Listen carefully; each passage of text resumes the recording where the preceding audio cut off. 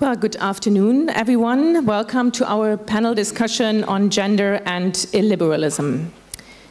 For us as the Heinrich Böll Foundation, it is a great honor to be a partner of the Budapest Forum, and I'm very much looking forward to moderate the next hour or 75 minutes with so great distinguished guests and experts. During our discussion, we will explore why and how illiberal political parties, movements and governments use and implement anti-gender, anti-feminist, anti-LGBTIQ rhetoric, strategies and mobilizations. We will focus on the developments in Hungary and Poland, and our original plan was to also include Slovakia, but unfortunately our speaker, Lucia Plavakova, had to cancel her participation. Well, you know that she is Secretary General and Vice Chairwoman of the Progressive Slovakia Party, and she had to stay in Bratislava because she is involved in quite complicated and complex post-election negotiations and developments. So we say hello to her and we hope to meet her on another occasion, and of course we wish her good luck. So when having a look at the election campaigns in Slovakia and Poland during the last weeks, I think it is very obvious that we have a lot to discuss. It is clear that there is a link between illiberalism and anti-gender politics, and gender scholars describe actually different anti-gender manifestations in Central and Eastern Europe, from opposition to gender, via gender policy backsliding to state anti-feminism. However, I would of course like to emphasize that the rise of illiberal actors with an anti-gender, anti-rights actually agenda is a phenomenon which is not restricted to Central and Eastern Europe. So it is of course important to also include insights from other EU member states. Beyond the analysis of the current situation, we would also like to discuss possible solutions or counter strategies, and I think I speak on behalf of many in this room when I say that it is often frustrating to see how dominant illiberal actors are in determining the political agenda and discourse. So the question is what to do about it. How can we avoid being driven by those actors? And how can we actually make sure to push the agenda of gender equality forward? Magdalena. Poland will vote a new parliament, and the date is 15 October. The PiS government is very known for its anti-feminist politics, and actually we can see that reproductive rights play a key role during the campaign for the opposition. Actually, we are now looking forward to hear your analysis on how illiberal actors, first and foremost the PiS government, has dismantled democracy by implementing anti-feminist politics. Thank you very much. Thank you for inviting me, and I'm very happy that gender made it to a broader debate about de-democratization and re-democratization. And I think that the question you ask is the question that is the subject of books and dissertations, and so it's very hard to answer this in 5 minutes that we have. And so I'm going to support myself with some notes that I made. I think that Poland is an interesting case when we talk about gender backlash and in connection to state democracy. On one hand, Poland is one of the severe cases of democratic backsliding or de-democratization, and it, from what was thought to be a consolidated democracy into illiberal democracy or electoral autocracy. At the same time, Poland is also a scene for the revival of the grassroots pro-participatory democracy movements, including, or I dare to say it, led by women's and feminist movements, who most recently in 2016 and 2020, as many of you maybe know, were able to mobilize masses against the further restrictions of the abortion law in so-called black protests or women's strikes. With upcoming elections, in which women's rights are one of the crucial issues at stake, and the elections are this Sunday, it seems that the fate of democracy and gender equality is to be decided within the next few weeks in Poland. But to answer the question why a liberal turn took place in Poland, as a social historian, I think we would need to think and look back into the past a little bit. More specifically, I would argue that, that we need to look into what happened after the 1999 turn towards the liberal democracy and the period of transformation where turn to illiberal democracy coincided with the severe restriction of the women's rights, particularly the abortion law. As some of you may know, in 1993, the law was restricted in the name of the so-called abortion compromise, reached between, interestingly, post-communist and post-solidarity elites and the Catholic Church, but above the heads of the majority of the society that supported the abortion referendum, which meant the participatory democracy.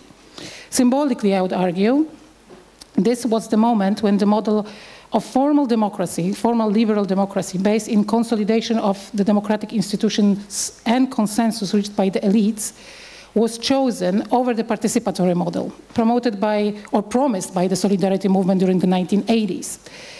And I'm talking about the history because the newest wave of anti-gender politics date back as scholars to 2012, and the opposition to Istanbul Convention built on these events and sentiments. And actions of anti-gender actors are often represented as a form of protest against the hegemony of formal democracy based on this elite exchange, and the hegemony that is put into questions not only by the right-wing actors, but also by the left-wing as well. Since 2012 in Poland, gender mainstreaming and the Council of Europe's Istanbul Convention were framed as contradictory to traditional family values like elsewhere in Poland, in Eastern Europe and Western Europe and Middle East as well. But more importantly, from my point of view, they were also represented as introduced in a top-down manner by cultural outsider. What is particularly visible at the earlier stage of anti-gender campaigns in Poland, but elsewhere as well, is the use of the master colonial frame.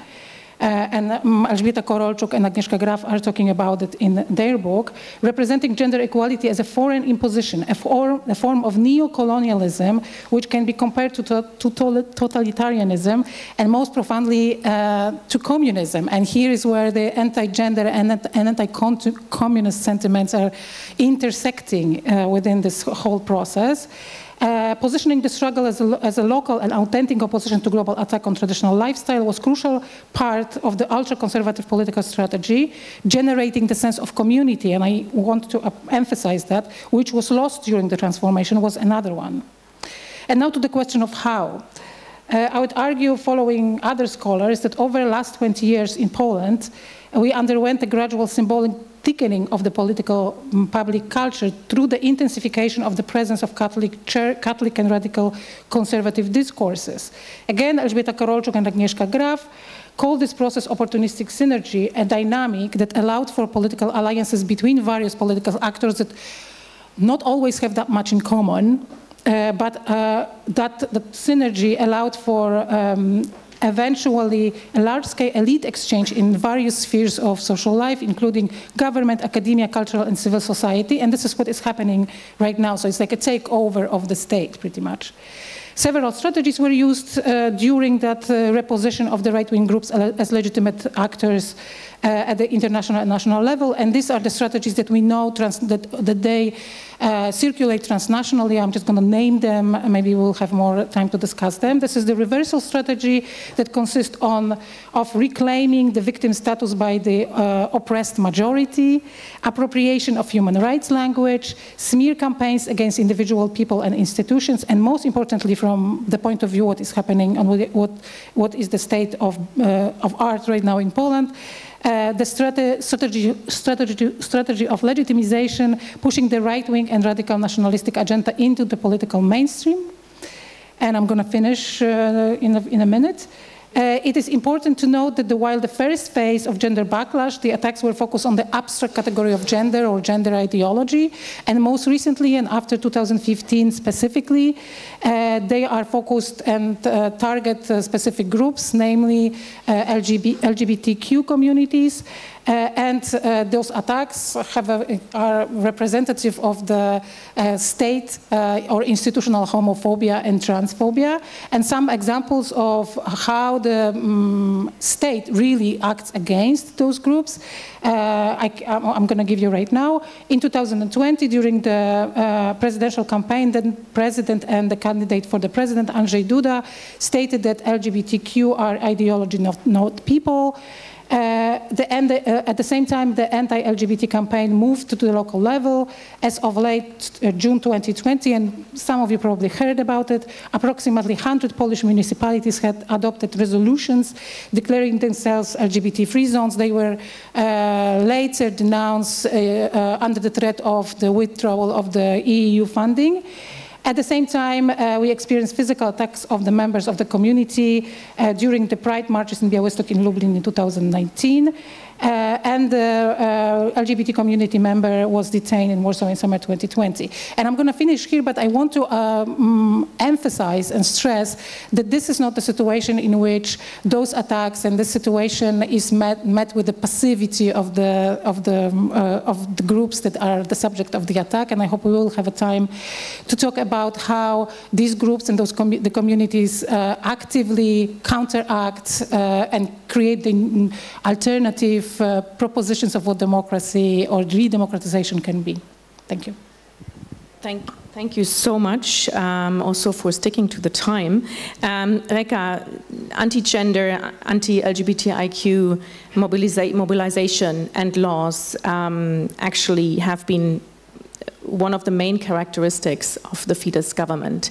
So how do you assess this link between gender and anti-democratic developments, and where do you see similarities and differences in comparison to what Magda just described? Thank you very much. Does this work? Otherwise. Thank you. Thank you very much for this opportunity to speak on the panel. And I would like to express the same sentiment that talking about this phenomenon is very important from the point of view of the democratization and democratization in the region. I represent a women's rights organization, which is a big network, part of a European network, the European Women's Lobby. And what we have seen in the region, but also more widely at women's rights NGOs, is that we have been exposed to a lot of challenges with the rise of illiberalism. And what has it has been problematic regarding the effects on women, on society and gender equality, but also on civil society. I could not argue with your very precise scholarly description of what has happened, although in its flavor, its actual outcomes have been different in Hungary. But I agree that in Poland, the very, very important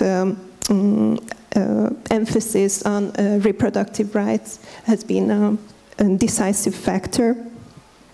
Whereas in Hungary, I think in the whole process, the actual aspect and the concept of gender has been picked consciously by the government to manipulate public opinion and to whip up sentiments that would bring together people who would believe that being anti-gender and anti-gender equality is somehow pro-tradition, although this is a pseudo-conservative argument, in my opinion, that can bring together the voters, but does not meet with the basic instincts of the people who I think are more pro-human rights. So in the whole process, as we experienced it from the women's rights perspective, it started in the beginning, or in the middle of the 1910s, when both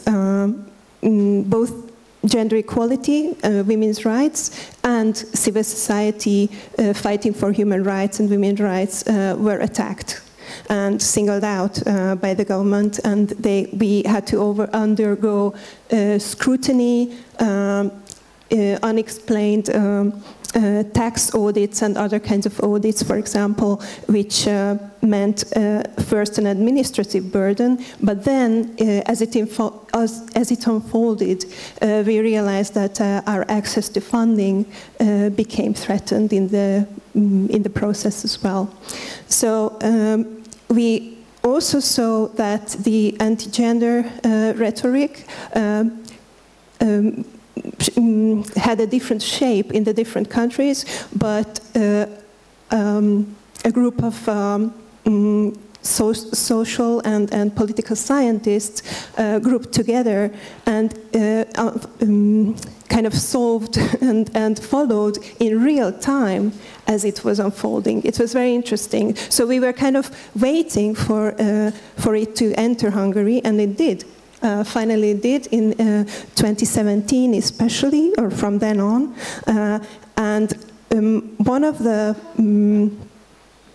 areas that you have also mentioned, and one of the treaties that has fallen prey to this, or victim, was the Istanbul Convention. And here you can really see that, that the concept of gender was picked out of it, and kind of demonized, and as opposing traditional family value, although it was never, and it has never been the aim of this convention to either question traditional family values or to introduce certain ideas about gender into legislation that is non-traditional or non-heteronormative, although there shouldn't be a problem with that. So we would think that it's a very good example that first the Istanbul Convention was signed by Hungary just before the elections in 2014.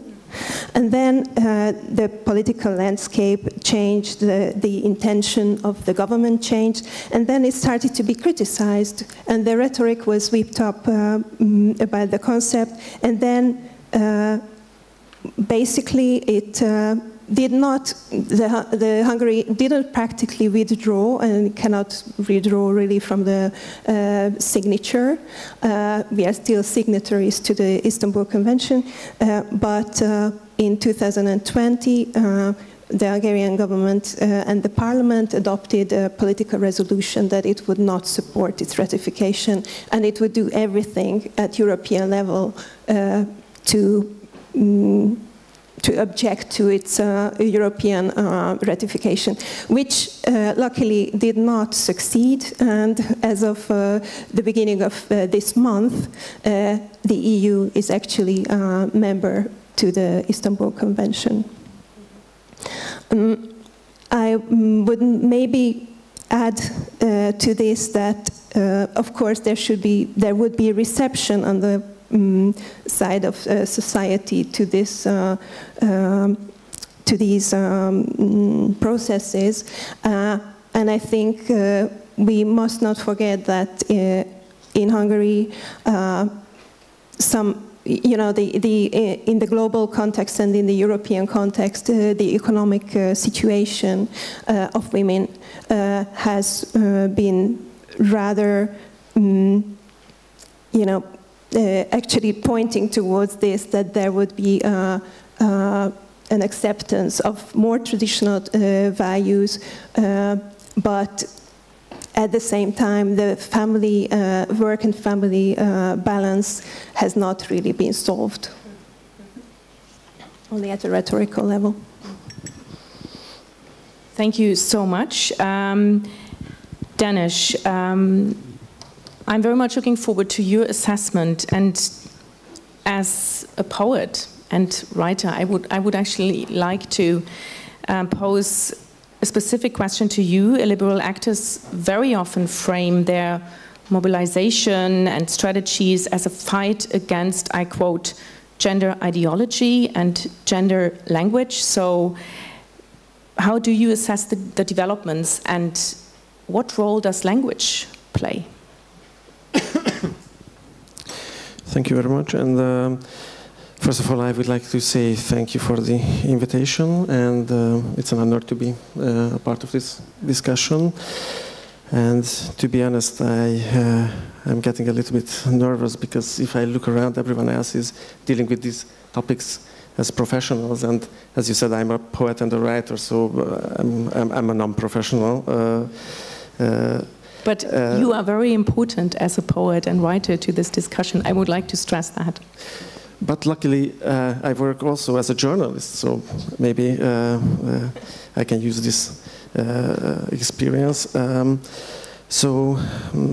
first thought was that if I am an outsider in this discussion, and then this immediately raised the question whether it is possible to be an outsider on a social level if we are talking about gender issues or gender politics in the illiberal context. And I have to say that it's not possible nowadays in Hungary. So even if you spend your days in a family that is in a family form that is, let's say, supported or expected by the government, still you can feel that you have this oppression from the liberal government, because they try to prescribe the rules of the family members or of different genders in the society.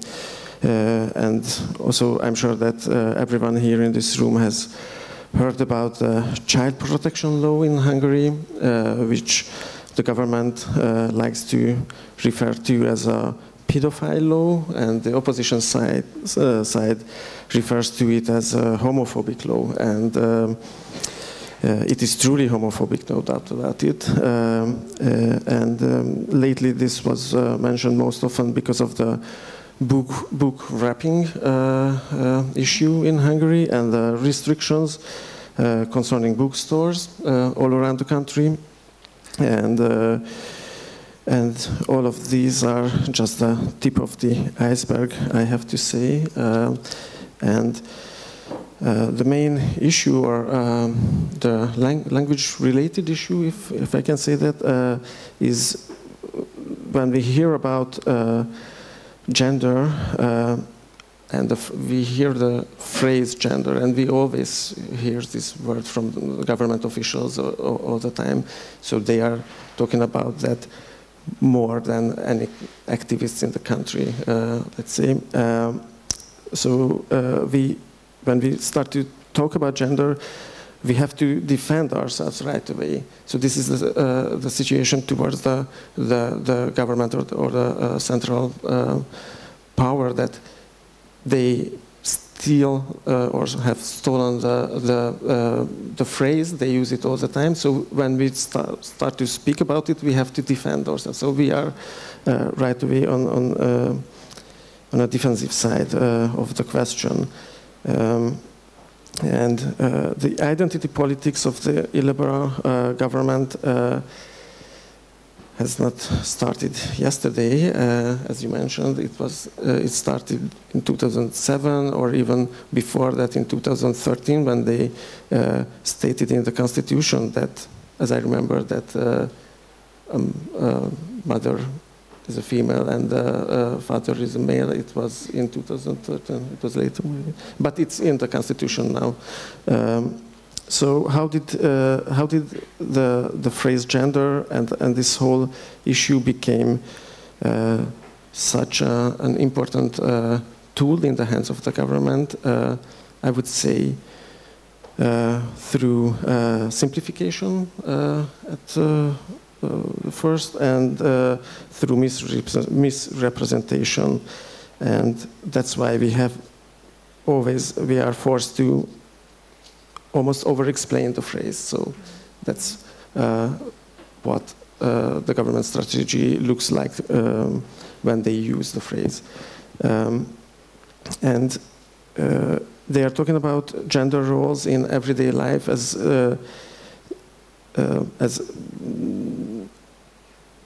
let's say a priori roles, and they are not dealing with the fact that these roles are not immutable and they are constantly evolving.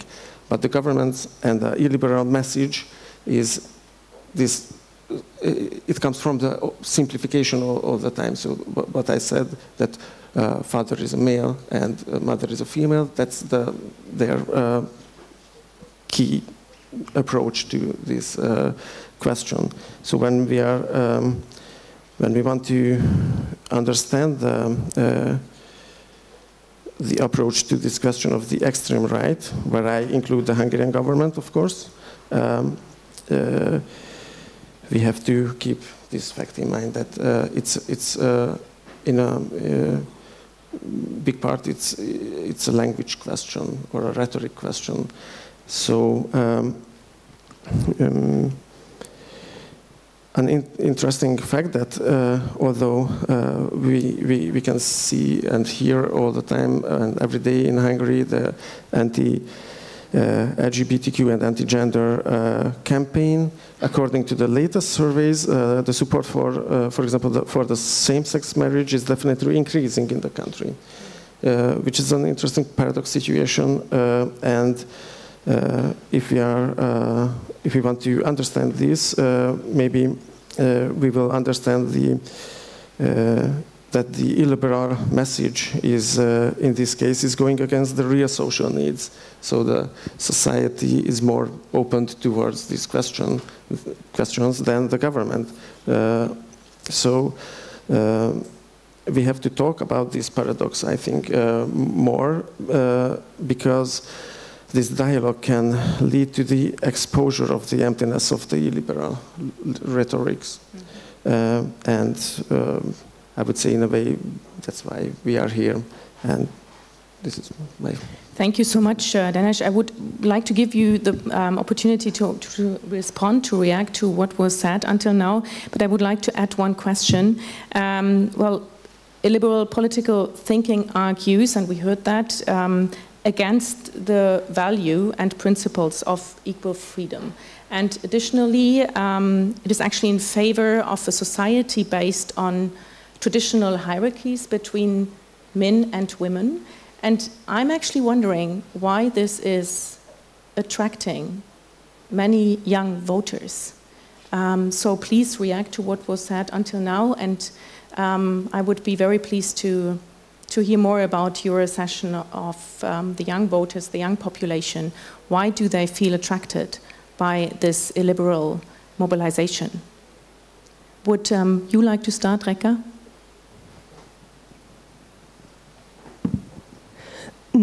Yes, thank you. I think it can be seen that there is a support for these, but it's probably based on the fact that in the political scene, it is what they see as value nowadays, the youth. So this is maybe not so much connected to religion anymore, but they actually see it more unfolding around them, because in our mediated reality, I think political discourse has really become part of our discourses, even on social media. So I think it is probably natural that people seek values in their when they grow up, but I would not say that there is no parallel also movement, and I see it very, very strongly that young people are receptive to the idea of equality. I see it among my own children's generation very, very strongly. So it's they kind of breathe it in with their education as well. Even in a country like Hungary, they are also open to this. They often have educators who are open to this. So I think both trends might be there. we are just here to support Yes. the equality trend. Exactly, and we will talk about the strategies to do so in another round. But Magdalena, please feel free to react to what was said and also the young generation.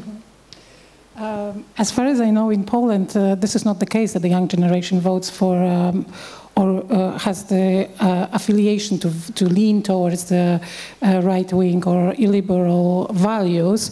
The picture is more complicated. Young people either not vote or their vote is divided by gender. So young women are prone to vote left-wing or not vote at all. And young men are prone to vote on the parties. There's a party in Poland called Konfederacja, which is the party that comes from the neo-fascist maybe movement, but it combines a very liberal, neoliberal economic stance with the very conservative values. And I would argue several things are happening here from the sociological point of view. On one hand, we have the big group of women who were protesting in 2016 and 2020.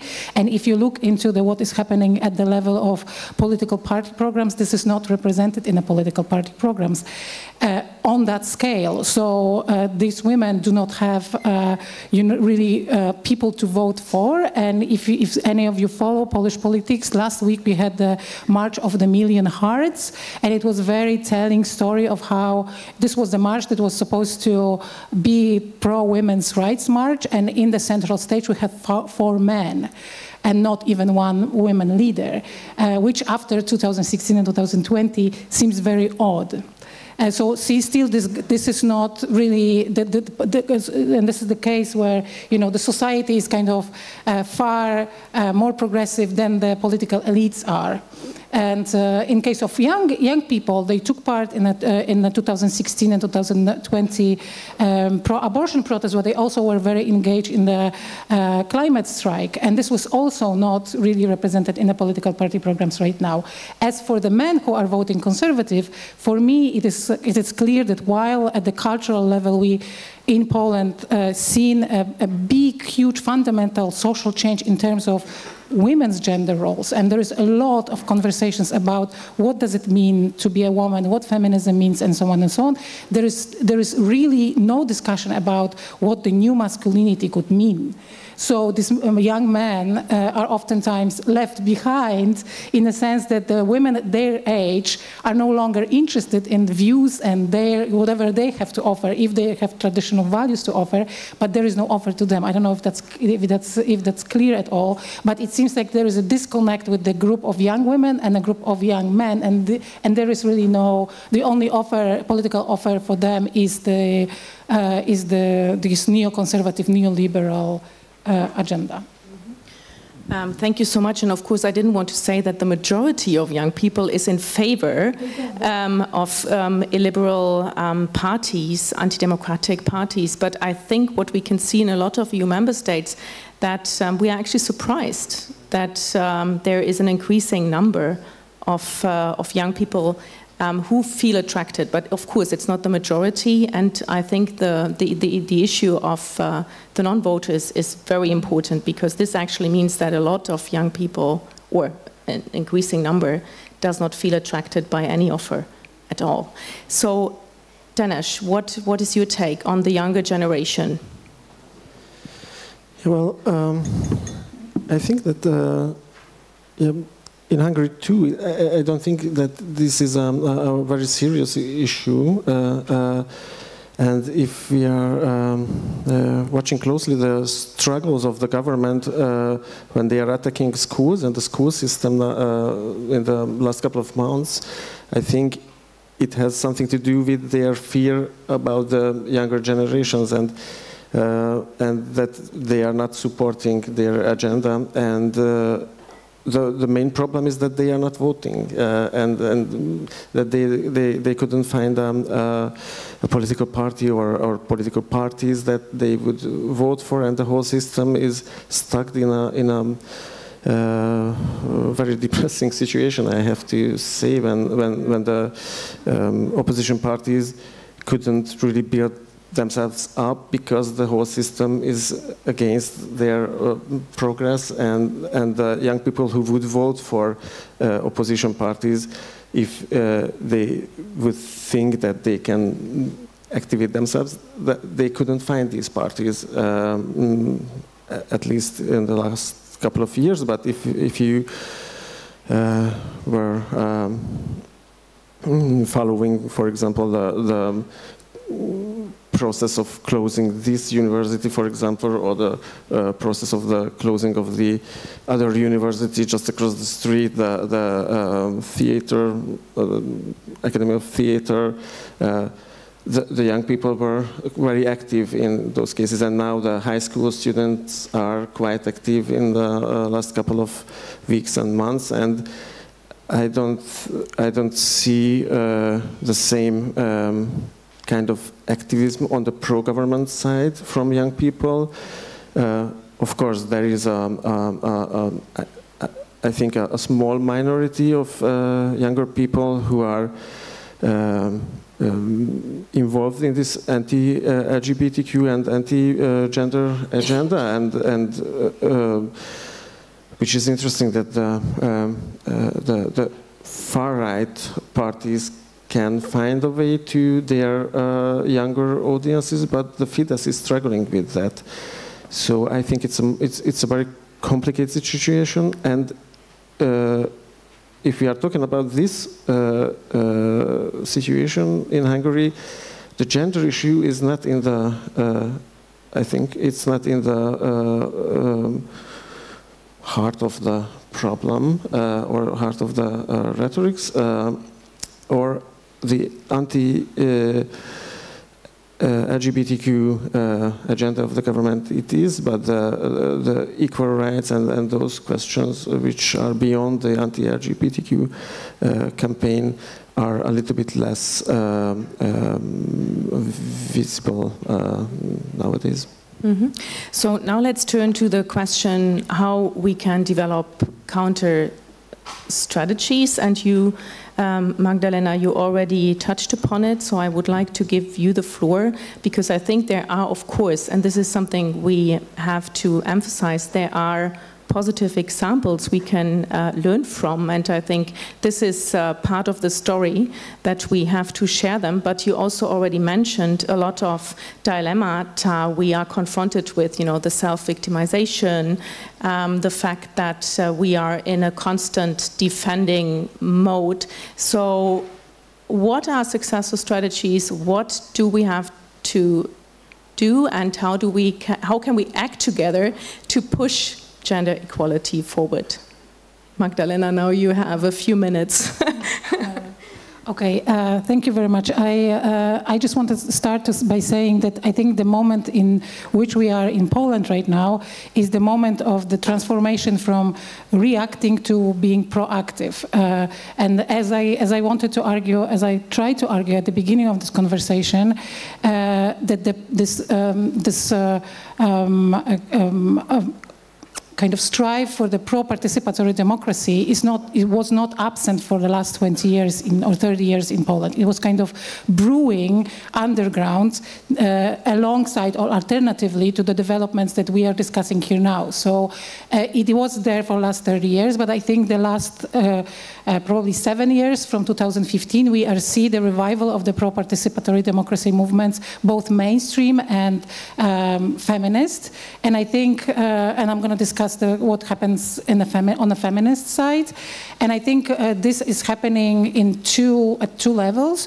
On one hand, we have the level of the street demonstrations, and as I mentioned at the beginning of this conversation, 2016 black protest and women's strike, and 2020 protest pro-abortion, I would call them. They proved three things, I think. One, that a feminist movement in Central and Eastern European context is able to mobilize a critical mass and to kind of is able to provide the means to redraw the political political frontier and kind of provide the hope for constructing the new political majority. Because during those protests, you could see that they were very intersectional. They were not only talking about women's rights, but also the climate justice, workers' rights, and so on and so on. So they were very intersectional, and this is one thing. Second, they were able to do what the democratic oppositional side was not able to do for a number of years, which is they were able to organize or mobilize the emotions. So there was this affective component of it, and the 2020 protests were really built on the shared feeling of anger, pretty much, and you could see fury against what is happening, and the political political insult. If you could see the slogans of this, there was a lot of political insults, and people were angry. But at the same time, I think there was also mobilization of hope, and I think importantly, those protests were also able to tap into the new values, I would say, next to the values of freedom and equality, that are the values that we were talking about since the transformations. We have the conversation about, or return to the conversation about solidarity, care, social justice, empathy. And so these are like the new set of values that these movements are kind of reintroducing to the public sphere. And the third, I think they were able, believe it or not, to switch, I think, to introduce a social change. And I'm not sure what's going to happen after Sunday. So, you know, it might not happen. But if you look at the level of the rhetoric of the electoral campaign that is happening right now in Poland, women's rights and gender equality you cannot avoid that anymore. So you actually see that the gender equality is part of the conversation about democracy at different levels, including the level of the conversation of why women do not vote for oppositional parties. But I think, and this is one level, and the second level, I think, and this is something that's oftentimes omitted when we talk about the redemocratization and de-democratization, is what is happening outside of the street protests. And I would argue, and I think someone said it already in the previous sessions, that if we want to understand how to reclaim democracy in the context of Poland, Central Eastern Europe, we have to look into what is happening in the margins of not in the big cities, but in the provinces, so to speak. And feminist research is proving, and I was co-author of the report that was published in 2020 about what is happening. And there are some very interesting developments there, and I'm only going to mention a few. One is that we have this, the activism that's an example of kind of everyday activism, practical activism. So this is the activism that's very close to the issues that are related to real problems of the small communities. So oftentimes they refer to material issues, but also in case of women, to like very mundane issues such as we don't have a place to meet. But this also, all of the women that we talk to are talking also about the fact that this is the overwhelming, that what they are acting against is the overwhelming of the gender-based violence, and that violence have different registers and happens at the different levels.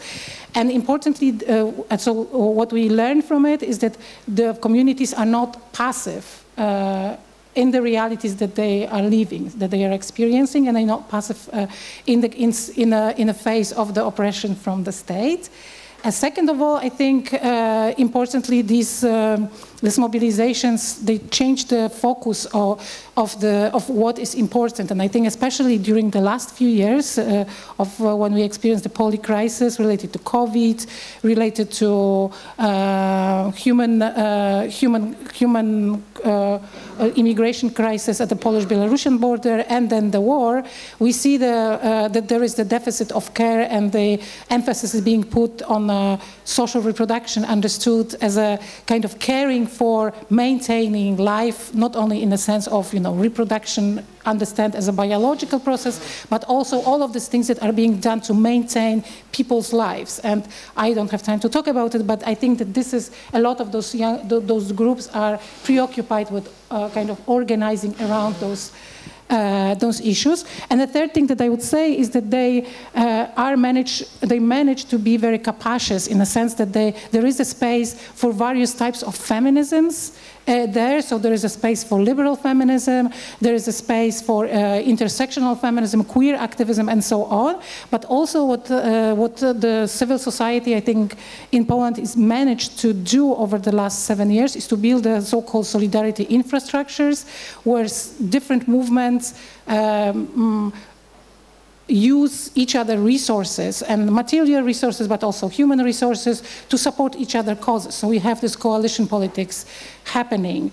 And so this is the positive side of it, but one has to also mention the negative of it, that in the face of the fact that this has been 8 years of this mobilizing, a lot of activists are burnt out. And I think unless we start to take care of the people who are, mobilizing for different causes over the last 7 years and managing different crises, this will not end in a success. And I think what is missing is still the political mainstream recognizing those, mundane struggles as important to the issue of de-democratization, but also recognizing the fact that we have to have resources to kind of regenerate, so to speak.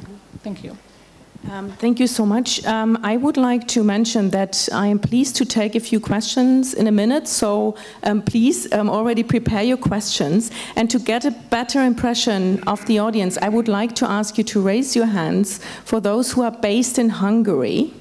Who is based in Hungary?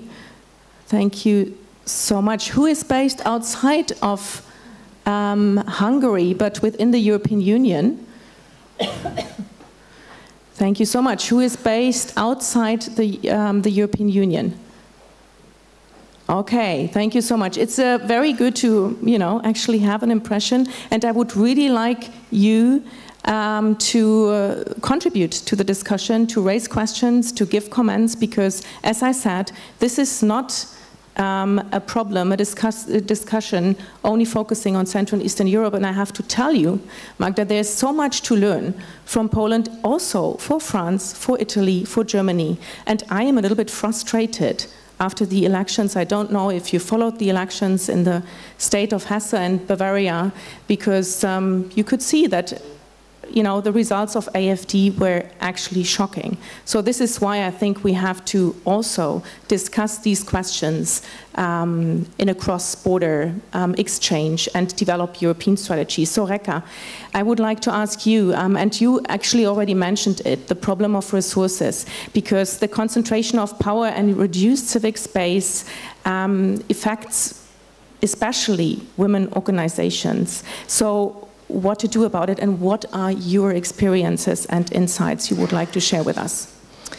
Well, I would like to come back to what you have said, because not just for Hungarian women's rights organizations, but I think Europe-wide, the Polish women's movement has been really exemplary. As you have said, we can learn a lot from what you can do, not just based on whether you have resources or not, but because of this, I think because there was such a strong reason to protest, it really brought people together. And I think it's different in Hungary, that the traditional, as I said, pseudo-conservative and very pro-familial stance of the government and the policies related to it are not something that you can easily protest against, and that you would, because a lot of people want to live according to these values, or support these, or benefit from these. But still, it has the potential to stir sentiments.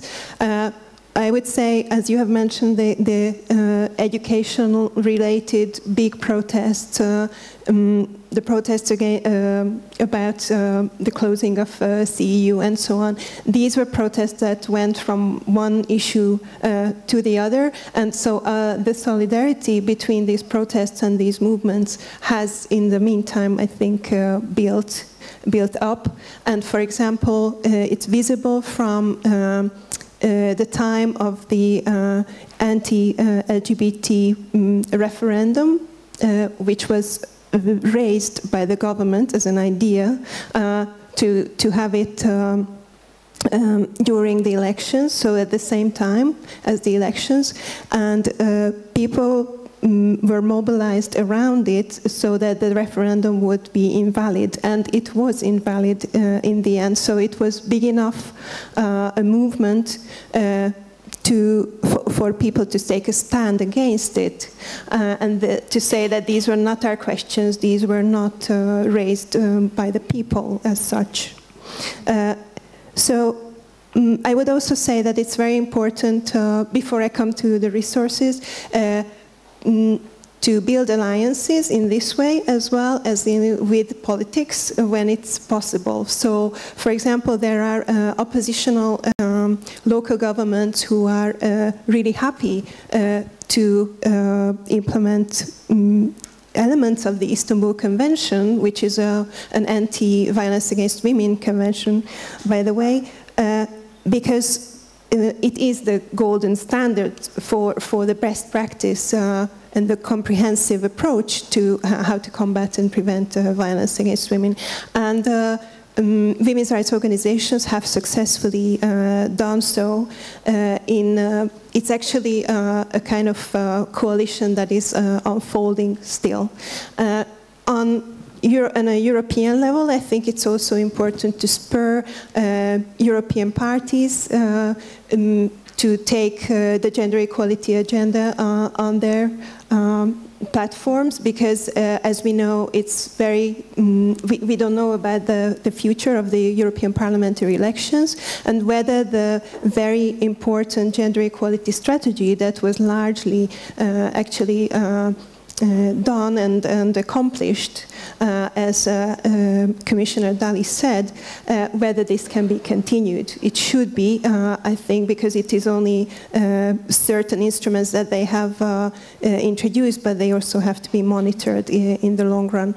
And when it comes to resources, I would just briefly say that it's very important, I think, for the donors and for the EU to realize that in environments like in Hungary, it is very hard to measure the success that women's rights and other civil society organizations do, but that they need support for their survival, because a vibrant civil society is essential for democracy. Mm-hmm.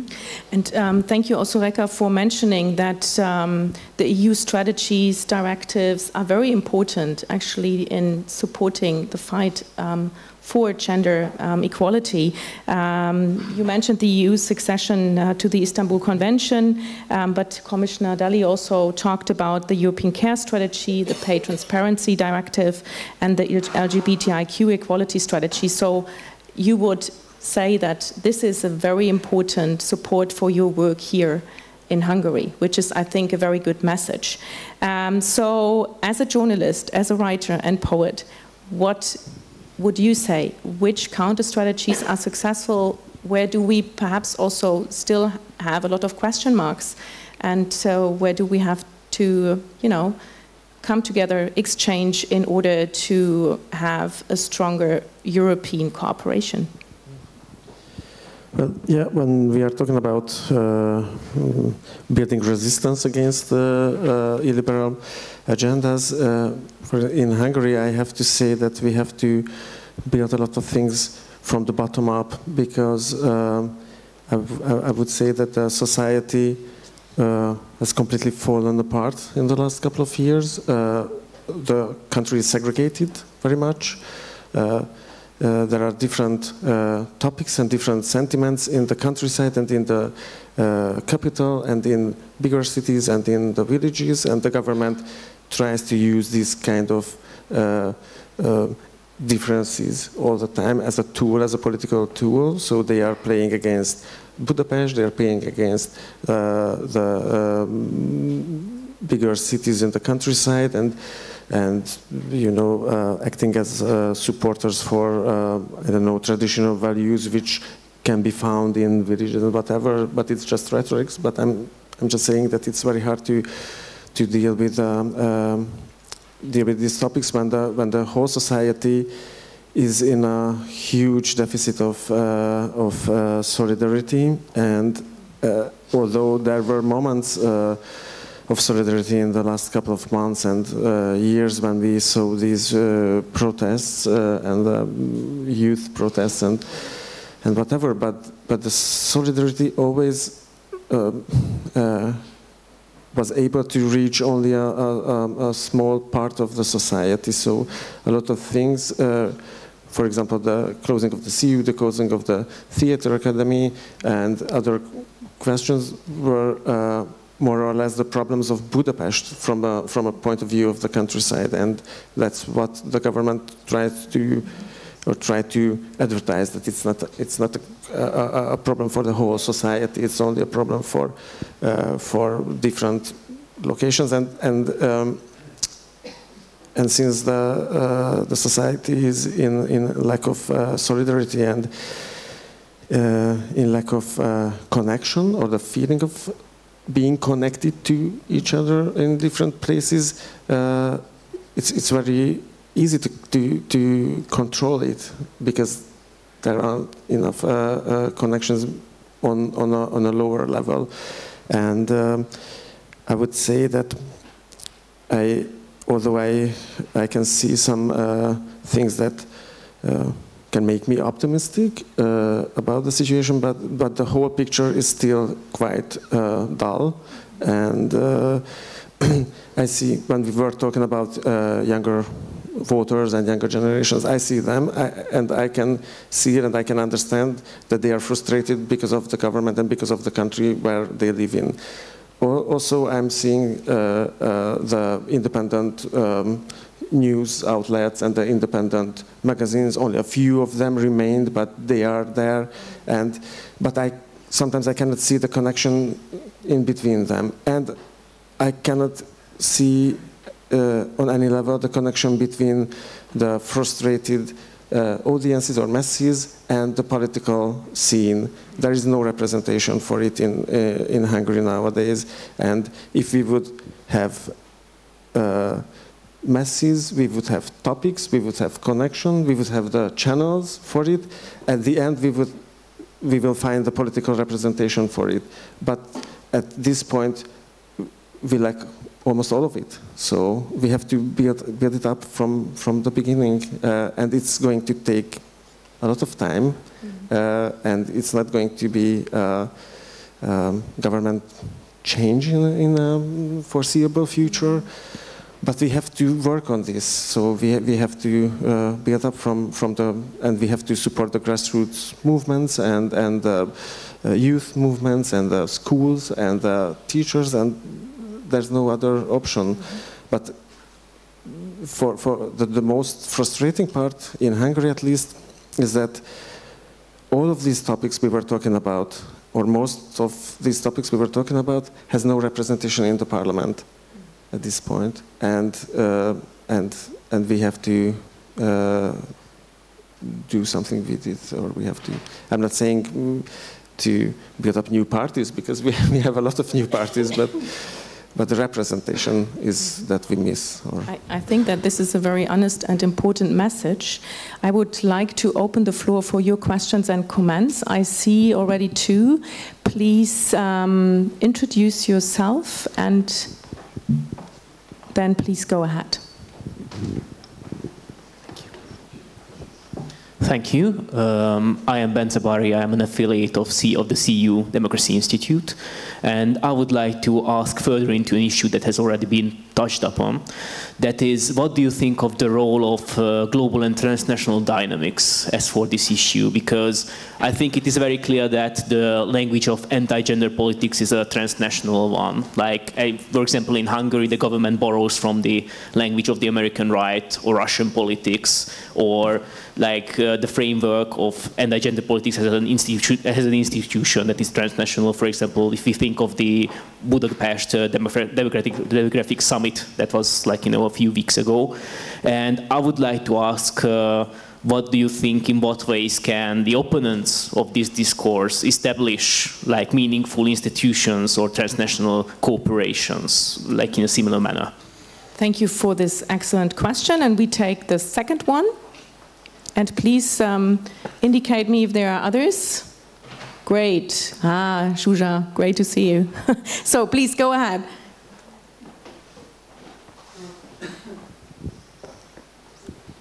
Hi, my name is Zuna Haidari. I'm a journalist.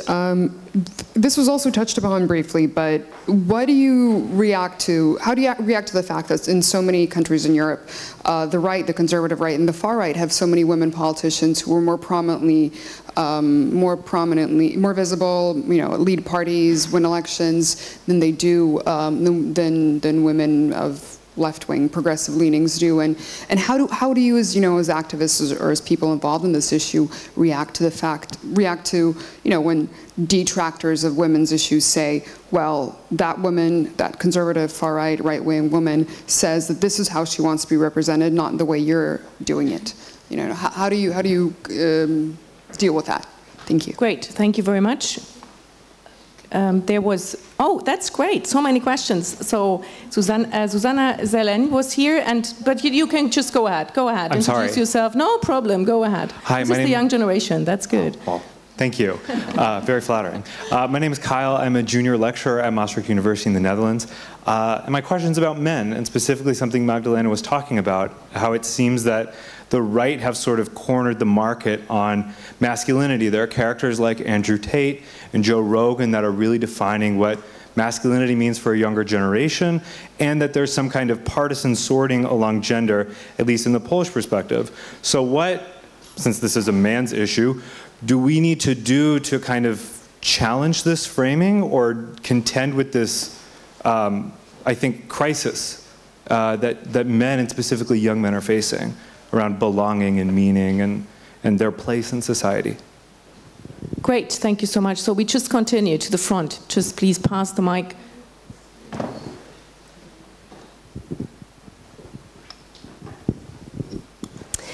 Hello, I'm Anna Windic, and I'm a public policy director of Momentum Movement, which is now a new liberal party in the parliament.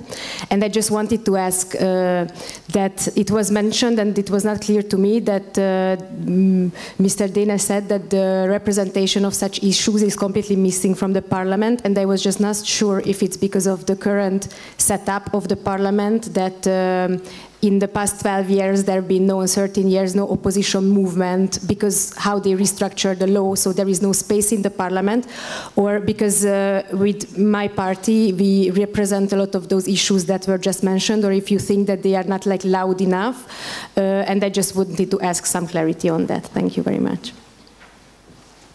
Great, and we go for the next one. Thank you very much. My name is Zsuzsa Szelényi. I'm from the CEU Democracy Institute. And I would like to ask you about CARE, which you mentioned, Magdalena, as a kind of new meeting point of various women at actually lower and community level.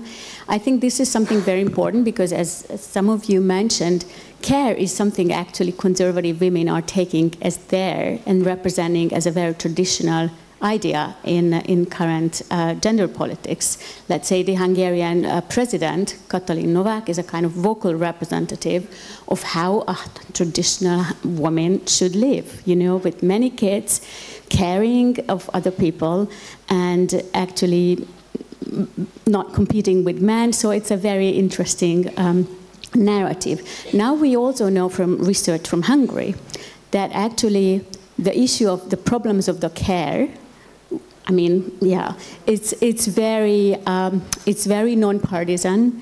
Women, all kind of women, really find it very problematic in their personal life, in their little communities. So I see there a connection, which is not so highly political, but do you have, and I think it's for both of you, a question, build up a new narrative on this, other than what traditional politician women are representing. Thank you so much. So a lot of questions, but you can pick the ones you would like to answer. So we have the transnational dimension. We have women politicians in far-right parties. We have the question of masculinity. How could actually the opposition act? And the care narrative. So who would like to start? Rekha? So I would like to start with the care issue, if I may, because I touched upon it briefly, but I really think that it's very important to think about care, not just in terms of individual care tasks and so on. And often women, as they progress both in their careers, they face double burden of care, looking after their children as well as their elderly parents and so on. Also, there is a problem within the European Union and within Europe of care being or carried out in a different country by migrant women, and the migration of carers from the east, from the periphery to the center. And this is done, I think, at this moment in a very unsustainable way. So this should also be considered in more detail by European politics. The European Women's Lobby has a proposition to say that care as reproductive work, it's often non-paid, but if even paid care, is not part of the productive labor, but reproduction, which is essential, which was shown by COVID as well. So this should be treated more as a priority within European policies as well. And there should be a care deal alongside the Green Deal and the Digital Deal, which would propel us into more prosperity, more equality within the societies. So I like that idea of a care deal. I think this is a great idea. And I would now pass the floor to Magda. There are a lot of questions left, but feel free to also comment on the care question. I think with the care issue we have the situation in which the research that is done is really meeting or proving or evidencing the theories that are being right now evolving within the feminist theories. And so I'm thinking here about two things. One is the caring democracy by John Tronto, that idea that that as a rule of how the democracy operates, it is right now based on formal rules of justice and formal politics, and it should be based on a universal value of care. Right, and that the care does not. It means all of the practices and things that we do, caring traditionally as women, but also it is the universal value that connects us in the society. And I think, like you said, COVID showed the value of care and the fact that the care is really what is the most important for the society to survive. And that relates to the second theory, which is social reproduction theory. We have Silvia Federici and Titi Bhattacharya, Susan Ferguson, who are now talking also in the context of COVID crisis and so on about the value of the social reproduction. And Central Eastern Europe can add to that the value of social reproduction in the context of the war in Ukraine, for instance. The way in which the issues related to saving life and maintaining the life are really the core issues for the society and for democracy now. So we don't necessarily have to fall into those neo-traditional conservative narratives when we talk about it, but we can kind of bring it to a different level to universalize it.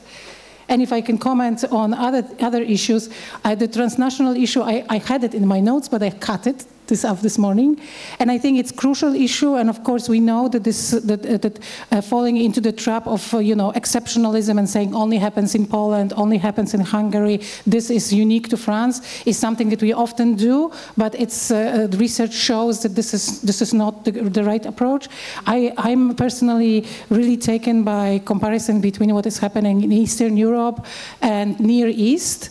And I think what we need to do as researchers and activists is to change the vector or like the perspective that we have, because we tend to look into the Western Europe and United States oftentimes when we discuss what is happening in Eastern Europe. And I think it would be really useful to look east and south to see how our realities are really very similar to what is happening in Egypt, in Turkey, Iran also as well.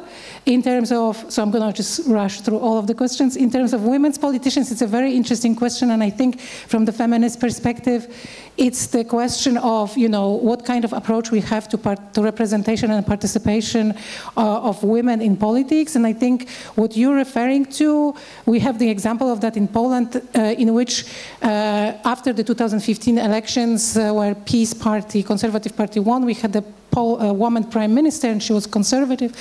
And a lot of feminists were very disappointed because she did not represent feminism. And I think this was the way in which that whole idea of feminist essentialism in terms of representation that is really oftentimes represented in the argumentation for a quota system, when it has been said that more women in the government in politics means better politics, less conflict, more responsibility, and so on, was debunked. I don't necessarily think that this quantitative approach is wrong all the way, because I think still the diversity even the conservative women bring into politics is important. But I think it shows that it is more about the crucial actors rather than, the critical mass is not going to give us a qualitative change.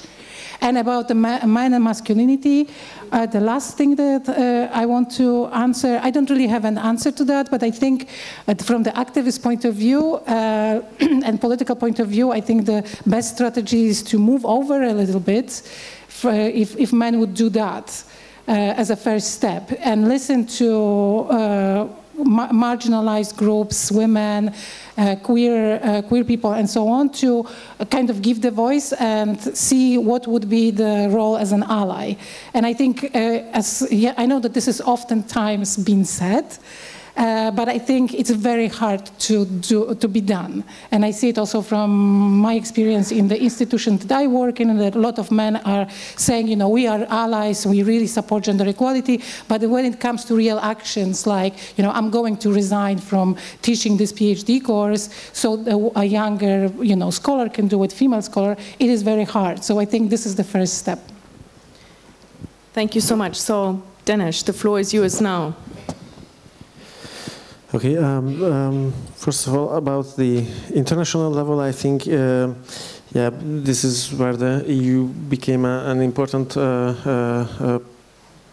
part of this discussion and other European frameworks. But, for example, if we were talking about younger generations and students, and again,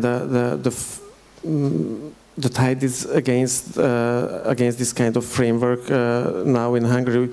I'm just saying this because just a couple of months ago it became clear that most of the Hungarian university students were not allowed to enter the Erasmus program, for example, which I think was a very important framework for developing an international discussion and so on. So I think, the EU can be helpful in this question, and other NGOs and civil organizations about masculinity. I think it's a very interesting question, and it's a question that I'm quite often thinking about. And it was very interesting when you mentioned Andrew Tate and Joe Rogan, I think. Because before the last elections in Hungary, the Fidesz, I think they were filtering their audience, and they tried to present some similar characters to the Hungarian voters through their social media outlet. It's called Megaphone, and there were some pundits which were like, they looked like the same as Andrew Tate, and they were completely unsuccessful. So I think the traditionalism and conservatism of the Fidesz and of its voting basis is more like an old school one. So I think it's this new age conservative masculine characters aren't there on the Hungarian scene yet. Maybe in the next few years they will try to reach younger male audience, and they will try this kind of characters again. But so far they weren't very successful here.